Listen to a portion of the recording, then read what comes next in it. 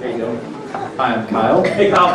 I'm an atheist. Hey, thanks for coming. Of course. I love hearing these kind of debates and stuff. You asked why would you be an atheist if you possibly might know if God exists. My answer to that question is simple. It's just the fact that there's so many terrible things in the Bible. Like at one point, Jesus says to one of his disciples, "It's great that they're torturing their slaves here, but only lightly. Even though they did nothing wrong, it's great that they're doing it." He doesn't give any reason to why he says that he doesn't do anything.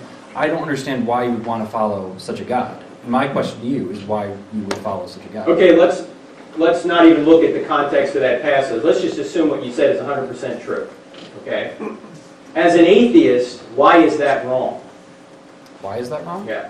Morally, I would think that each and every human being here is the same. We all have the same rights. We all have the same wants and needs.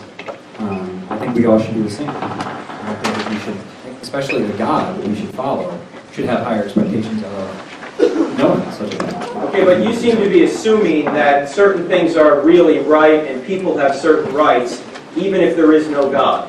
How do you justify that? What's your standard of rightness? If there's My no God? standard of rightness would be a fair society. What do you mean by fair? Fair?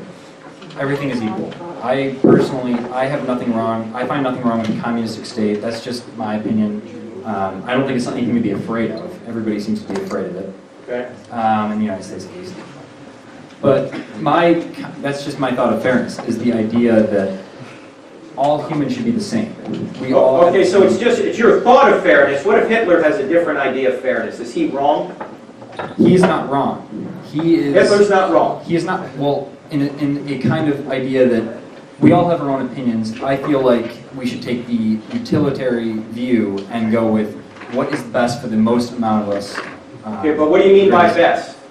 What would mean the greatest positives for the most amount of people? Okay, but you're assuming that you're assuming there's a best out there. You're assuming a moral law. Where does that moral law come from if there's no God? Moral law.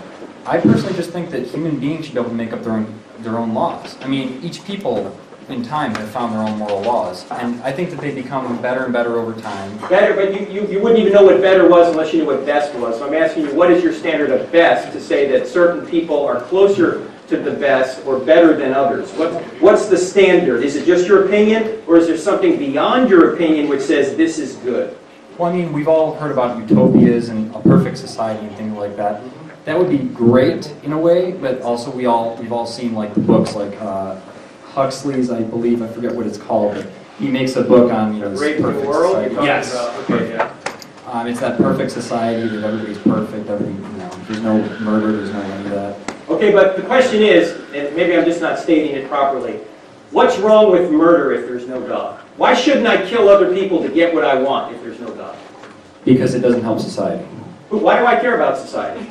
Because we as a group should worry about society. We should be making the betterment of ourselves. But Kyle, you're importing a moral law into a frame that has no moral law.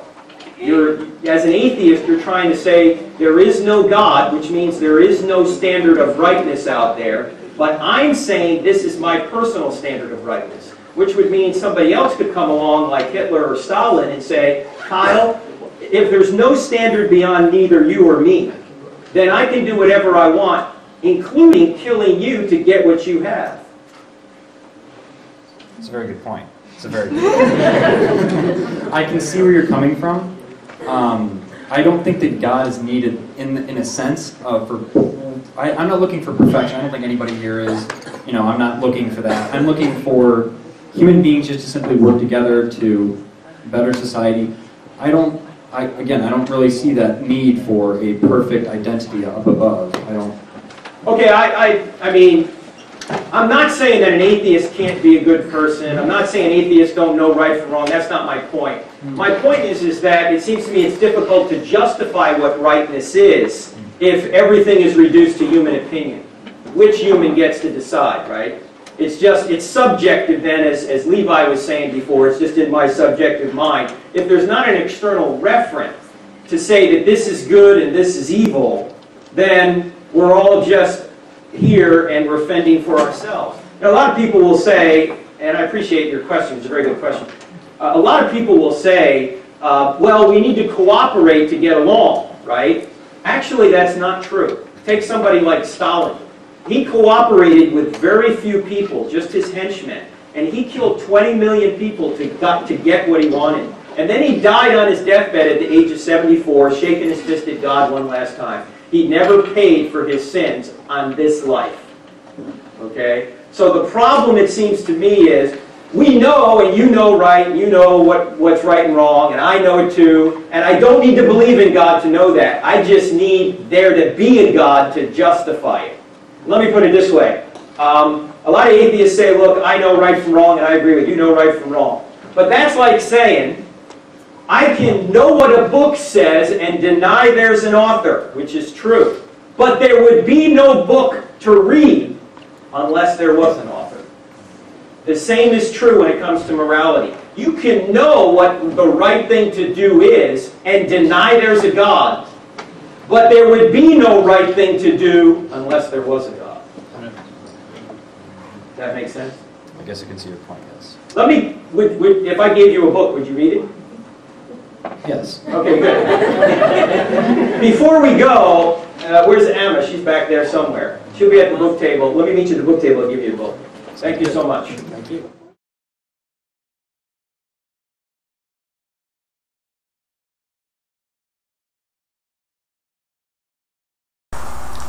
Então, gostou do vídeo? Se você gostou, quero te convidar para conhecer um excelente curso que está fazendo toda a diferença para quem precisa estudar teologia. Quero te apresentar o curso de Teologia do Instituto Logos. Nele você vai aprender tudo para poder estudar teologia. Para acessar, veja na descrição deste vídeo. E não se esqueça de se inscrever em nosso canal e compartilhar este vídeo com seus amigos. Até a próxima!